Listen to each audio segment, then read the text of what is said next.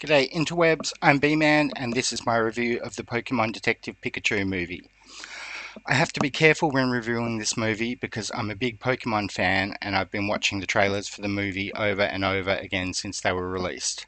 But I want to make sure my movie review isn't biased because I'm kind of a big deal now.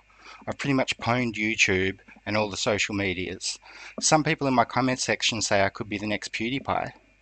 They're probably right. I mean, why wouldn't I be? So I want to make sure I don't misinform my new army of YouTubers with biased movie reviews. I've got a lot of responsibility now as one of the world's greatest social media influencers, and I want to make sure my viewers have only the most honest and critical reviews of movies so that I don't accidentally tip the scale of global politics the wrong way and cause a gender or a race war, some kind of religious jihad that drives up the price of the mindless pop culture artifacts that I consume on a daily basis. So here goes, completely unbiased, my review of Detective Pikachu. Detective Pikachu is the greatest movie ever made. Period. All the other film studios, all the other directors and producers and actors, they should all just quit and go home now. In fact, Detective Pikachu may well be the pinnacle of artistic achievement in the entire Western world. Probably the entire Earth and the entire history of the Earth. Star Wars, Finn, Rey, Kylo, they can all pack up and go back to Jakku or Tatooine or whatever bitch desert planet they came from. Nobody cares anymore. The Marvel Cinematic Universe, that's completely irrelevant as well now thanks to Detective Pikachu. I hate to spoil the endgame, but the Marvel Cinematic Universe doesn't have any Pokemon in it to my knowledge. Unless that raccoon thing's a Pokemon. They should just stop making Marvel movies anyway. Also, DC movies. If a Pokemon can learn the superpower move, then do we really still need other superhero movies? I don't think so. I have a Marchamp. Also, Terminator and Alien and Predator, The Girl with the Golden Shower, James Bond, Jason Bourne, Jurassic Park, every Adam Sandler movie ever, Shrek, Quentin Tarantino movies, Star Trek, Sonic the Hedgehog, The Lion King, Aladdin, every Disney movie ever made, anything with Morgan Freeman, DreamWorks movies, Pixar films, Warner Brothers and Legendary Entertainment, they should all just pack up and go home.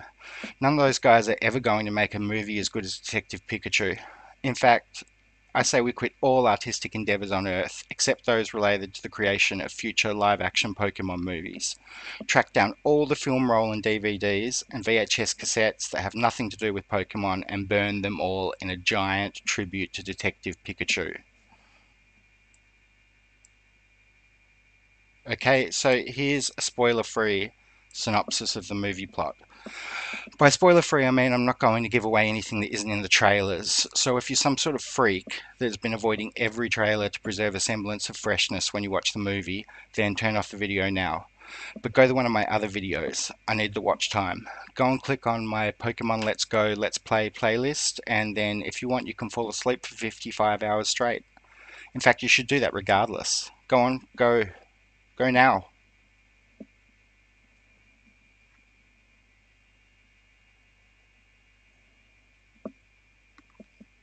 So anyway, if you're still here, the story given in the Detective Pikachu trailer is that there's this kid who doesn't particularly want to be a Pokemon trainer, and he meets a talking Pikachu with amnesia who threatens to electrocute him if he doesn't put down a piece of office equipment.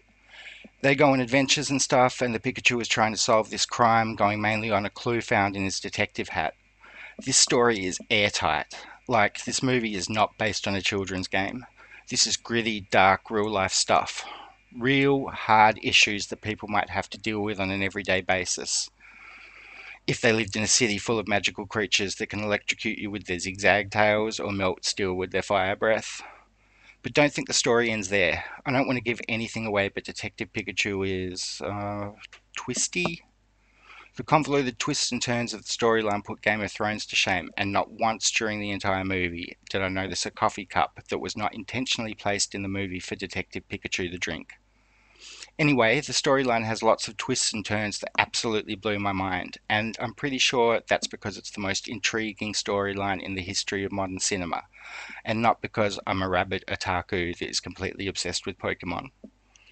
So anyway, as a long-time fan of the Pokemon franchise, I noticed that this movie took all of the lore and mythology of the existing franchise material and then built on it like some sort of amazing franchise that builds material on itself. It was great. When I got out of the theatre, I badgered all the people who came with me about all the plot points and the little things I noticed, and all of my new fan theories born out of all the incredible new Pokemon lore. And I didn't stop until it was time for my prescription meds. Okay, so characterization, characters, character development. You need that in a movie review, I guess. This movie has all the best characters. It has Detective Pikachu. It has Ryan Reynolds. It has IQ Utani.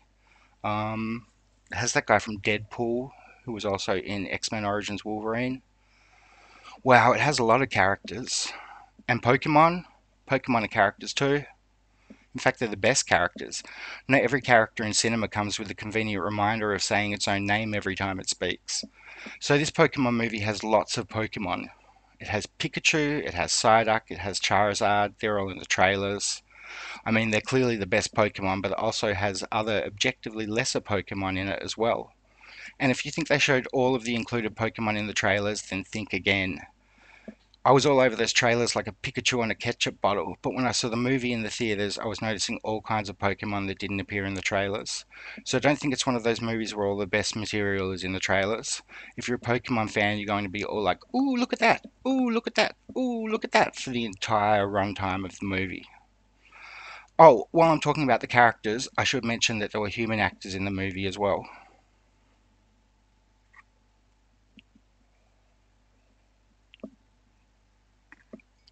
So, onto the cinematography.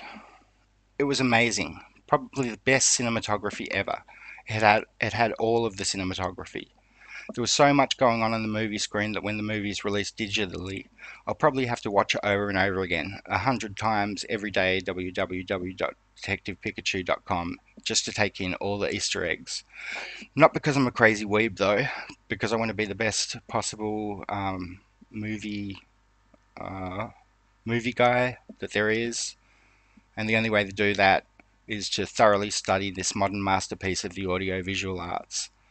So the camera work was good, the dark parts were dark, the light parts were light, the cameras pointed at the characters when they had to say their lines. The sets and costumes were all good too. I really got the feel of this previously unseen part of the Pokemon world and how different it is from everything we've been shown so far.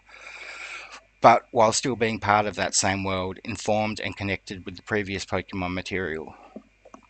Most importantly, in the era of digital cinema, is the special effects.